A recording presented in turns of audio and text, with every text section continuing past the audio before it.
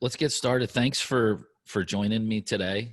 I'd love to get started just to kind of get to know your journey from where you began and how you got into the sports world. Well, I really started not really wanting to be in sports at all. I was a decent basketball player, but I was not a sports nut. I was a big fan, just like everybody else, but I did not have this burning desire to get into the business. My burning desire was in radio. That's what I wanted to be. At 16, I was the youngest licensed radio broadcaster in the state of Illinois, and that was my destiny. I was going to be the next Larry Lujak, who at that time was the big top 40 DJ at WLS in Chicago. And at 21, I figured out where the money was, and it wasn't on the air. It was really in the sales department. And so I pivoted to do some sales work. I had a couple of businesses in college. Actually, I did a custom t-shirt business and a couple of other things. So I was kind of a serial entrepreneur from a very young age. And so I like it. The sales thing was not foreign to me. I just hadn't really thought of it as a career. And so I began in the ad sales department of the station that I was first on, WVYG in Kankakee, Illinois. 50,000 watt blowtorch. And I spent 25 years in broadcast media. I became sales manager, then general manager of a station, actually owned a piece of a station in Joliet for some time. And then I saw the iPod. And I really felt as though the iPod was going to be the death of local radio. Now, I overreacted, I'm sure, now looking back at it, but I really felt as though having 1,000 songs in your pocket meant that no one would need to listen to the radio for music or entertainment.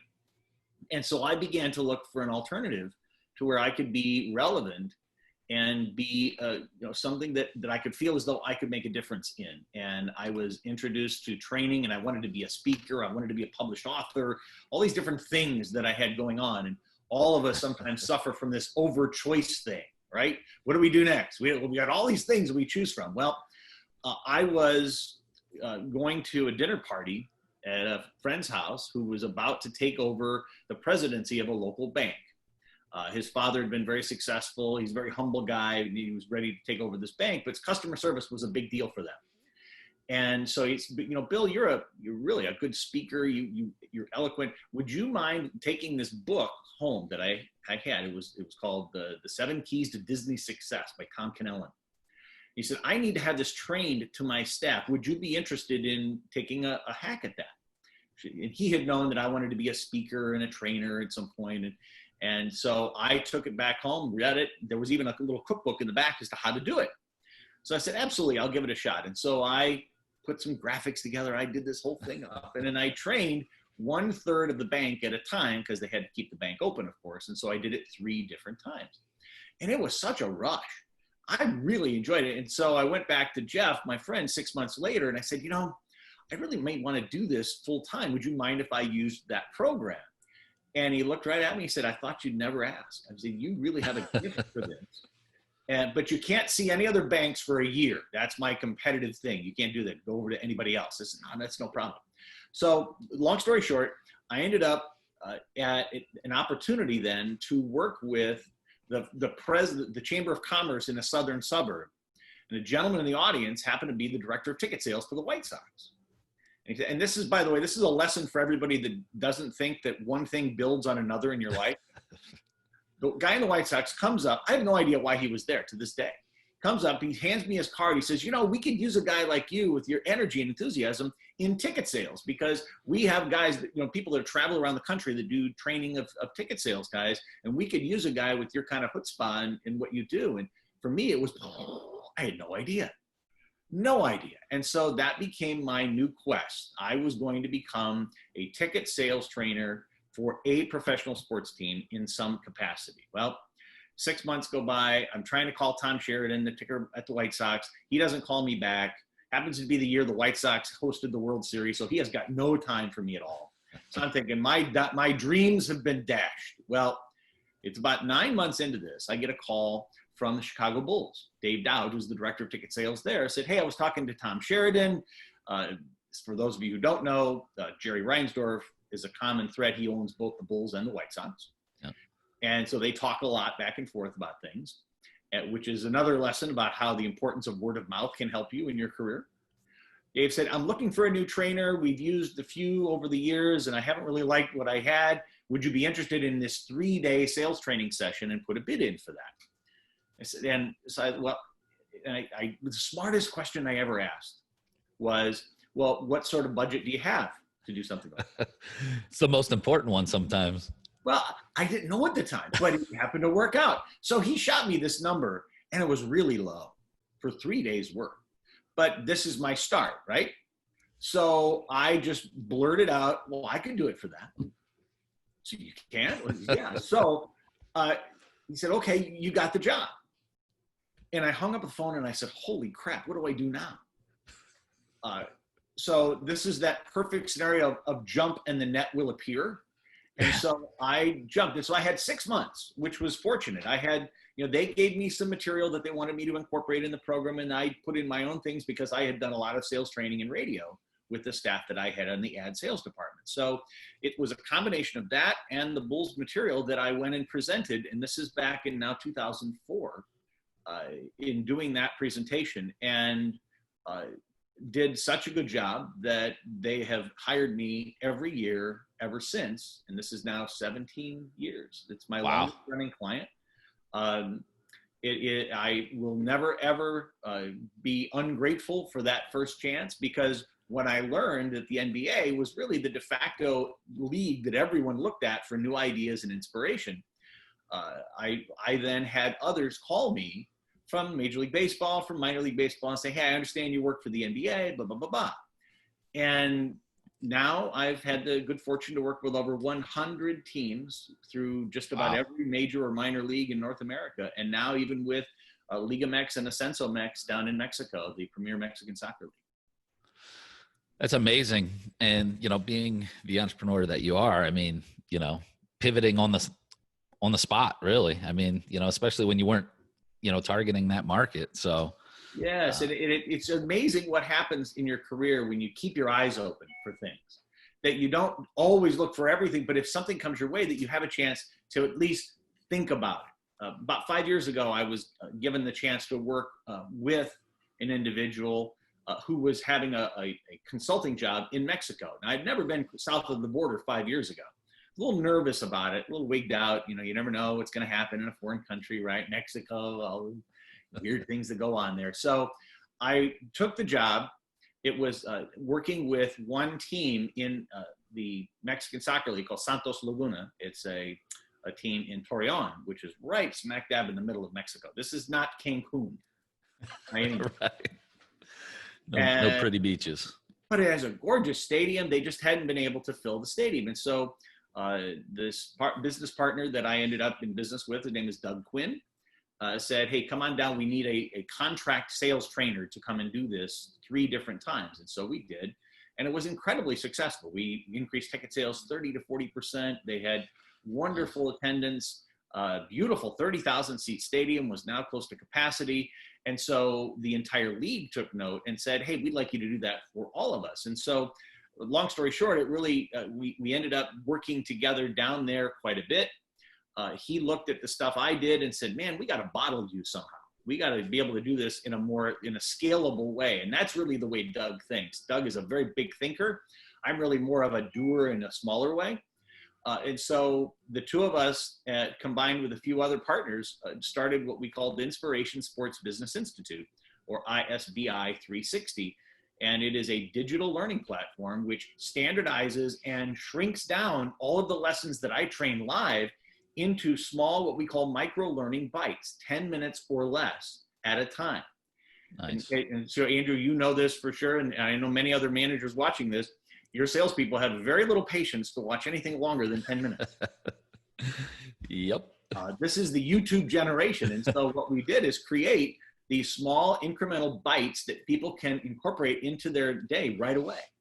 And so we have now built 7 different courses relative to specifically sports and entertainment. So we have 3 levels of ticket sales, we have sponsorship, we have leadership, we have social media and customer service, all of which are on these small incremental micro learning bites. And we've had, it was a tough go at first because people were, holding on to their live trainers, and I was one of them. But now with everything that's happened with the pandemic, people are looking at us like geniuses. Like, oh, wow. Great timing. Yeah. How about that? It's like everybody kind of figured out, oh, now we know what you're talking about. And did you see this coming? What was going on? We can't promise any sort of prognostication that we had did this happen. But what ends up happening is that this whole situation has legitimized the value of virtual training. And we've been grateful that our system has been used very, very successfully throughout this thing, and will be used very successfully going forward. On the online program, is that more geared towards, like a team purchasing for their staff, or can just people in their careers on their own purchase it as well? How's that set up? That's a great question, Andrew. We actually had people come to us and say, do you have a small version for us that we could take and then maybe mold into a career? And so we actually have created the ISBI Academy, which is a smaller kind of the essence of ticket sales, because that's where the majority of the entry-level positions are, to be able to have someone who wants to be able to get into that, do that. We have it at isbi360.com for people to take a look at that. But if you're not in sports right now and you really want to be, we have a way in for you. Almost 50% of the available jobs in sports at any given moment are in the sales department. And it is the simplest, the easiest, the most efficient way in which to get into sports. What do you think, the difference, just between the leagues that you've worked, like I mentioned earlier, I've got a goal of, becoming an executive at a major league level. I've always been at the minor league level. What kind of differences when you're out training, if any, do you see and kind of focus on? Well, there's quite a bit. The titles really get different as you rise up from minor leagues to major leagues. And so the vice president of sales at the New York Yankees is a very different job than the vice president of sales at, perhaps an independent wood bat league team. Right. And the requirements are much different and the responsibilities are much different. But the jobs themselves, if you were to compare the minor leagues to the major leagues, if you don't know exactly what you want to do, and you are kind of a jack of all trades, you just kind of want to get your hands dirty, involved in sports and try to do a little bit of everything, boy, minor league sports are all for you. Because you'll be doing everything, that's for sure. Every hour, you're doing something different. You've got 10 group sales calls, and the UPS truck is here, we got to unload the bobbleheads. Oh, and by the way, it's going to rain, so we got to go pull the tarp. I mean, there's all sorts of things, and it seems like a madhouse most of the time. But for some, it's a real rush. And if you're listening now and you're thinking, oh yeah, that's for me, that would be awesome, then minor league sports would be a perfect place for you to cut your teeth. Now, most people can't keep that up for 10 years. So you'll spend some time doing that and then potentially maybe move into another role, another position.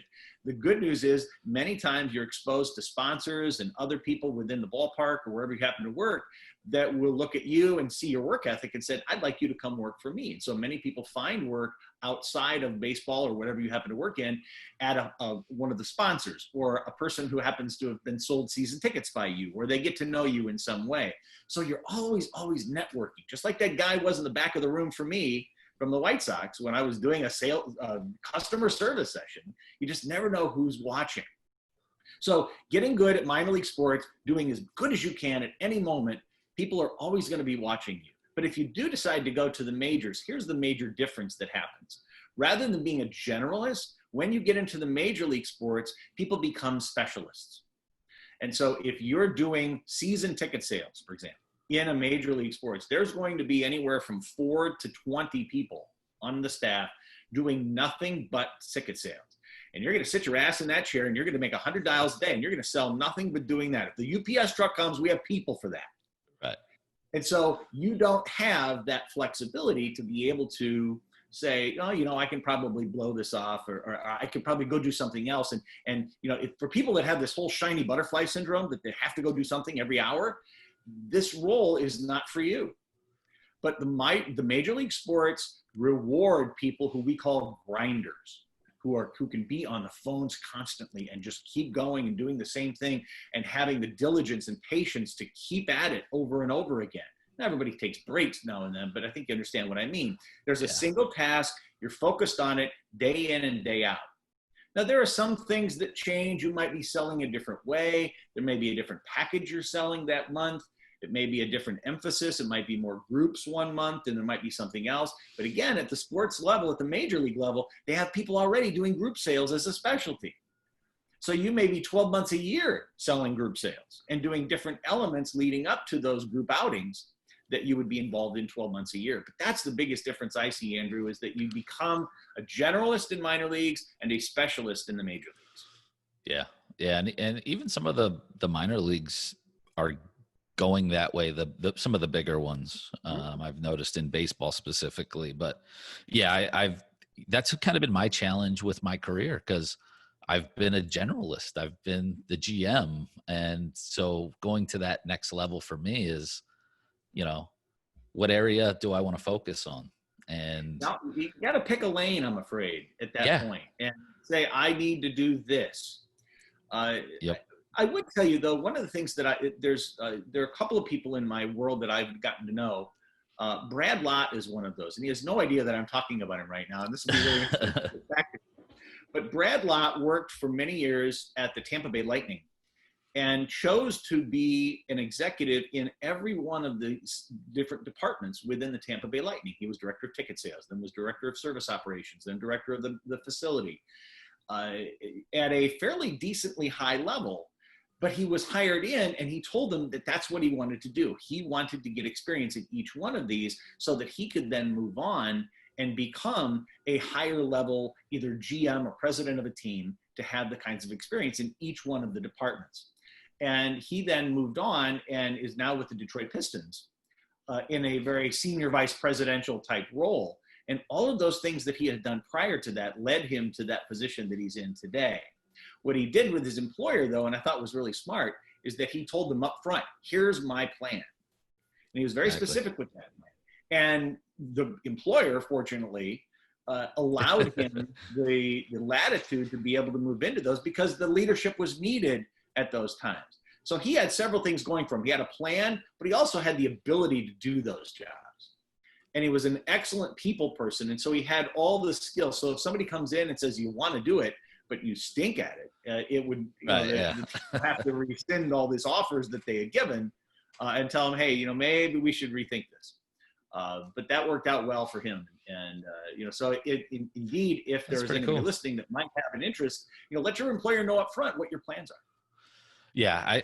I like to do that with all my staff too, is what are your career goals?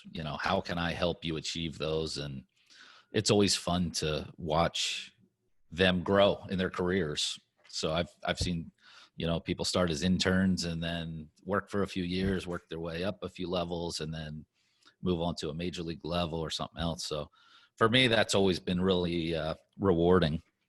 Yes. What do you think on, the importance just of, like practice and training, especially, on the ticketing side? You can't get enough of it. And most of the very best do it every week, whether it's role play or back and forth, or do just a snippet, maybe an objection handling exercise. It doesn't have to be during a weekly sales meeting, but typically the very best teams do a 10 or 15 minute, we're going to train right now on this specific objection. It might have to do with something that's very topical for the market in a particular instance. Perhaps there's some incident that happened. Let's say there was some sort of somebody accosted somebody in the parking lot of your stadium.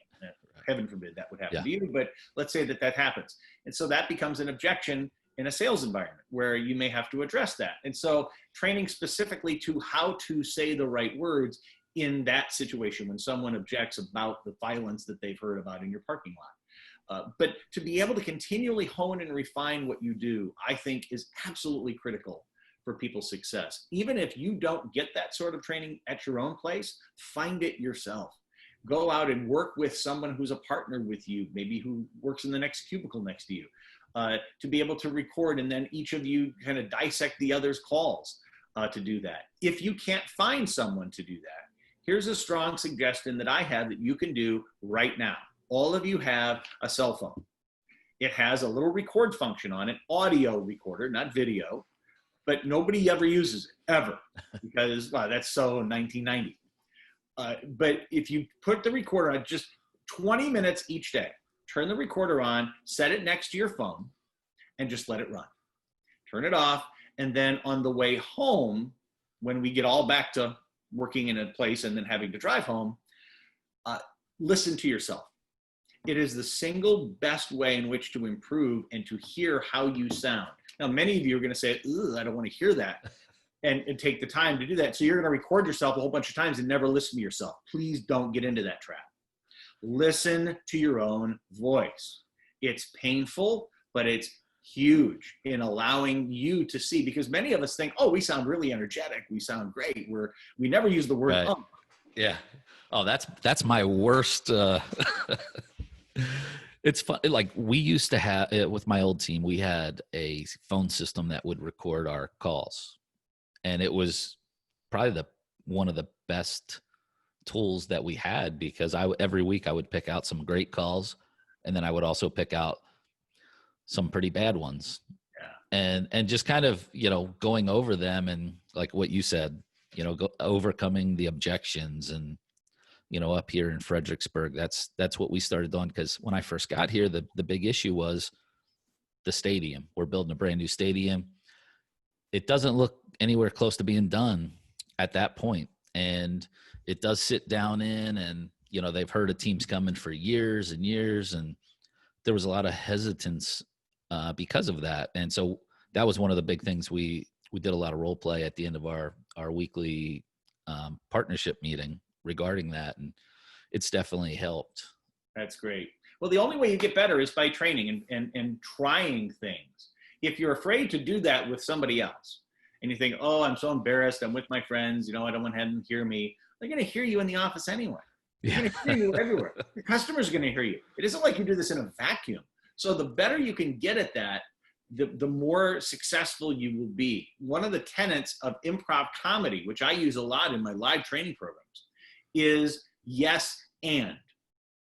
For those who've studied that, you know what I mean, that anyone if you're with two people and it's two guys, let's say, and the one guy says to the other, oh, doctor, I think I'm pregnant. The other guy can't say, well, you're a guy, you can't be pregnant. No, you have to roll with it and do what that is. And so in many cases, some of the things that you see improv comedians study are the very same things we as sales reps should. And so if you want to study who's really doing well in salesmanship, study the kinds of things that improv comedians study, and you will find a marked improvement in the way in which you handle people and the way in which they throw things at you. When you wrote the 800-pound gorilla sales book, were you focused on general sales, or was that sports specific? Well, I used a general sales topic, and I used sports examples and analogies to be able to bring it to life. And so there are stories and examples in there from people that I have known throughout my career that I have seen blossom in sales, some of which are in sports, some are not, to give people a little bit of more well-rounded look at what it is that the career really has to do with things. The 800-pound gorilla as a name, by the way, it came to me in the shower. All great ideas come to you in the shower. You ought to have a pad and paper somehow in the shower. I actually have a pad. There's a company that makes these waterproof pads with a pencil in the inside, and I give them away a lot to friends and customers and such, because those are where the best ideas are. So the definition of 800-pound gorilla is a dominant player in any marketplace whose tactics and techniques result in an unfair share of the available business. And so what I started out doing at the very beginning was helping people claim their unfair share of what it is that they had in the market. And it just so happens that my dominant place that I did most of my marketing and most of my efforts were really on the sports side. And I have never looked back. It's been such a joy to work in this industry because of the many, many people I've met that I feel so close to now and have had a great kinship with. I think I've delivered very good value, but at the same time, I've had such great support from people who love what I'm able to do for others, and now dozens, even hundreds of those whose careers have been affected by my work, which is really kind of a cool legacy to have. Yeah, no, and I'm sure you've seen, a lot of growth from former students or people that you've been training. I'm sure they've worked their way up the ladder.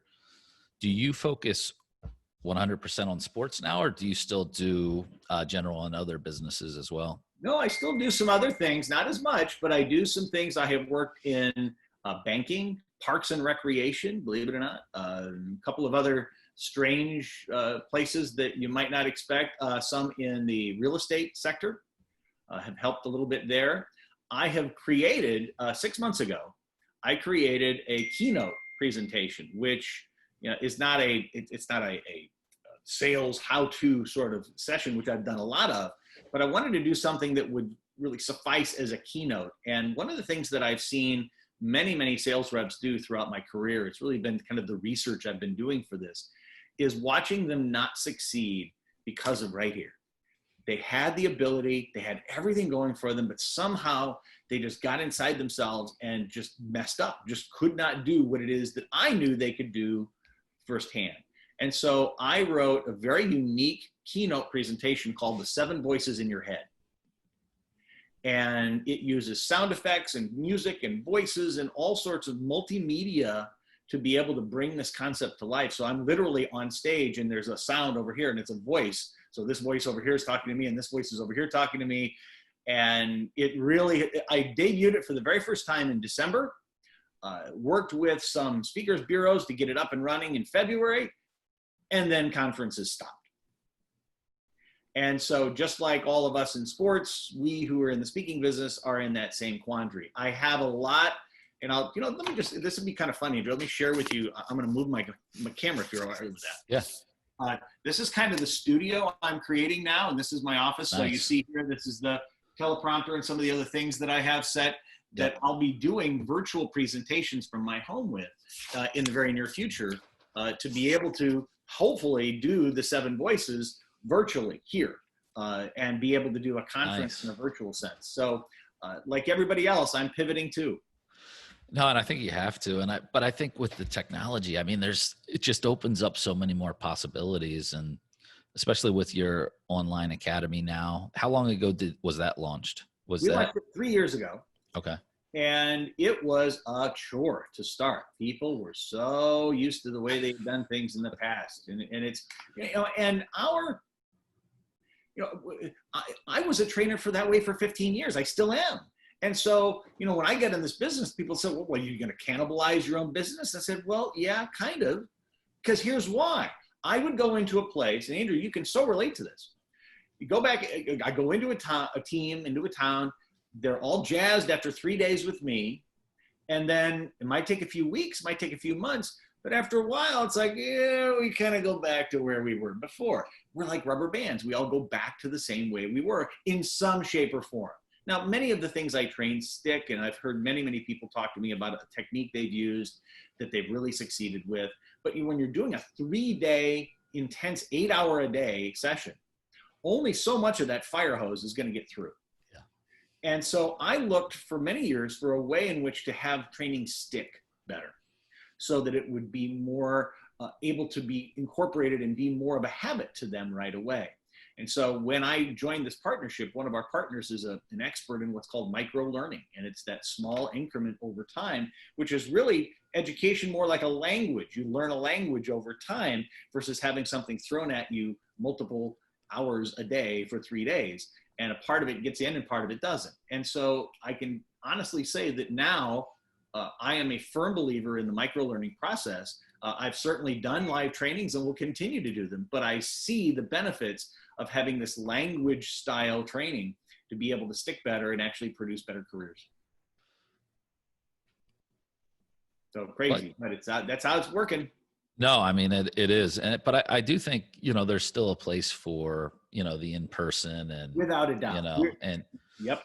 Especially like, your energy, you're a great speaker, and there's just nothing better than that. But me, three days of 8-hour sessions, that's tough for me. So there's a couple of ways in which to go about that can really break it up. And over the years, I've become a fairly good student of adult learning techniques to be able to keep it fresh and genuine, and people look forward to it. And you almost have to create this feeling of, oh, I wonder what's next.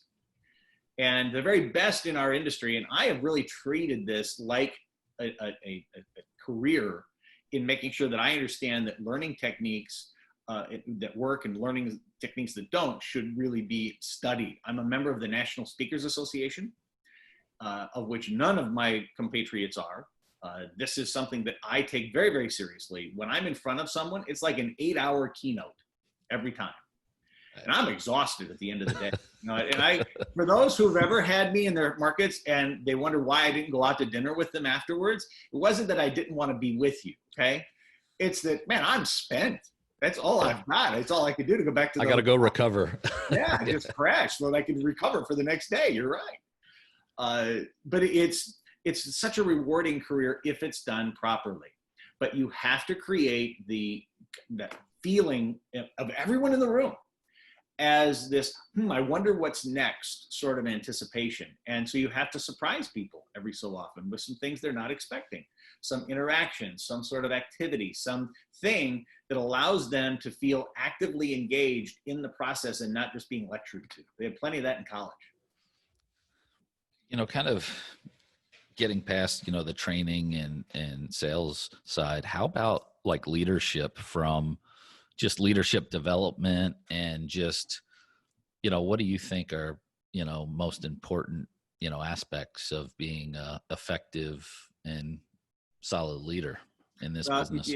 In our world, Andrew, that many people are promoted from being a sales rep or somewhere less than a sales rep into a sales manager position, most often because they're the one that's left. And if you stick it out long enough, you'll be the manager. It has really very little to do with the ability they have to lead or anything. It's just if you were able to stand it for this long, you get to be the manager. Or top sales. Or the number one salesperson, which, the number one hamburger flipper at McDonald's sometimes makes an awful trainer of other hamburger flippers. They just happen to do what they do really, really well.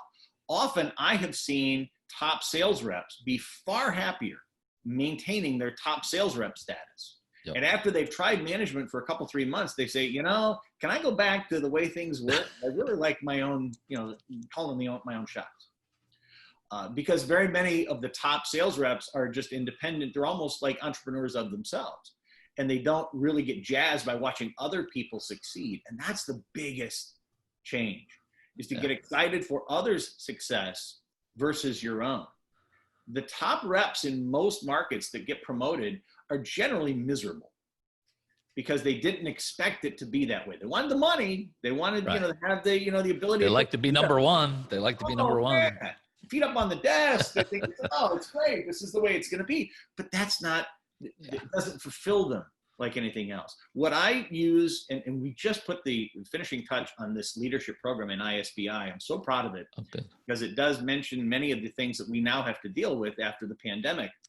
And but many of these same tenets are going to be true no matter what. The fundamental that we really built the entire program on, that in my training program with leadership, it's based on, is when you were a great rep, you serviced the heck out of your clients. They knew who you were. You did exactly what you needed to do. You knew all about their lives. And, when their anniversary was, you bought flowers for them and you brought it down to their chairs. Whatever it is you did, it was awesome. And in this new role, your people, the people that report to you, are now your new customers. So if you treat your people just like you expected that your customers to be treated as a rep, you'll be far better off. Understanding that that's their role, that you now serve them, not the other way around. That's a really good way to put it, because I have been working with some younger guys on developing leadership, and the way you just put that is a great way. I tried to explain it, similar, but it's definitely, it's about being excited for their win as opposed to all about you. And it definitely is an adjustment for some, and it's not for everyone. So yeah, if you want to be a manager because you want to be more powerful and somehow put the plaque on your desk and be able to play Michael Scott or whatever you want to do, I mean, it's really far less about that. It's really more about how you can shine the spotlight on them, make them better, and revel in the fact that you collectively are succeeding. And if it's all about you getting the trophies and piling them up, maybe you're better off staying in the sales department. Yeah, definitely. And there's nothing wrong with that. I mean, I think No, sometimes people think that you have to advance to be successful. And I don't think that's, definitely not the case. no. So Every manager needs a few superstars. yeah. So, it isn't as though if you pass up that opportunity that you're wimping out or somehow you weren't able to make the grade. On the contrary, you know yourself well enough to know what your strong suits are, and you know what you don't want. And bully for you for doing that. I would far rather manage people who understand who they are as individuals rather than try to put, they somehow think they need to scale this mountain that's in front of them, when indeed they're really doing well on their own, and just staying there would be a success. Yeah, no, I definitely agree with that. What's kind of next for you? What are your plans? Wow, you sound like my wife now. Yeah. Yeah. Give me that plan. I need to know what's going on. Andrew, I'm still figuring it out. I would love to tell you I have all my career mapped out right now. There is so much upheaval right now. What I see is a vacuum right now, because with as much uncertainty as there is out there, there is such an opportunity for people to lead in many, many ways, not just as a manager of a sports team, but in many other places. And so what I hope to be able to accomplish is through this virtual studio that you all saw here, to be able to deliver several different kinds of programs that will impact people both virtually and in person. There'll be lots of studying that I'll be doing. I'll be adding to my studio here in just a few short days. If Amazon trucks, I don't know if it's here yet, but it's coming at some point, to be able to equip the studio that I have with doing interviews and live training things that'll be done virtually in a different setting. This monitor behind me, this was just put in 10 days ago. So this is all brand new. Never done these things. And I actually have, well, this is kind of fun. We'll do this. I'll show you the different view. Andrew, you're never going to have another interview like this again. Good. I want them to be unique. Well, this is the view that I'm working on right now. Let me move it in a little bit because it's on this tripod thing. But this will be the view that I work with for some of the live stuff that I do. So we've got this thing right here. Oh, and this changes a bit. Turn it over like this. Anybody getting any ideas right now? So this is where I'll do live things, and I can change. See, I have my computer right down here. Yep. This is, you all can see this. I'll move it down. This little pub table here, to where I can put the mic here and some of the other things that I need, but I've got my computer so I can advance my slides and put it right up here. Nice. So that my slides are kind of in the background. So I can do some of this, and I know exactly what's happening, and I can push the buttons down here and make that go and look like I'm not even doing anything. So you don't see my hand. It's like right. No, that's going to be great. Yeah. So this is what I hope to do. Every single one of your listeners, and including you, Andrew, have this opportunity in front of us, this chance for us to do something that's bigger than we've ever done before. Sometimes because we have to, and sometimes because we feel like it's time. And there's a little bit of a combination of that for me right now. I really feel like there's a sea change happening, and there's a new wave of things coming. And I really want to be on the cutting edge of that wave. And I really feel that it's time for me, and I'm excited. There's a lot of uncertainty, but there's a lot of excitement going too. And so that's what's next for me. Well, I want to thank you for joining me. I think there's a lot more, so we're going to have you on a couple more times. We'll go to the next phase. We'll see what happens a month from now when this is all set up. Yeah, exactly. Yeah, I want to come back with the whole studio. But no, I greatly appreciate your time talking. It's good to hear some of those things. And me personally, I took some things out of it that I'm going to take back to our team. So cool. I'm looking forward to continuing discussions with you. I'm thrilled to have been a guest. Thank you so much, Andrew, and good luck to you and the other shows that you have coming up. Appreciate it.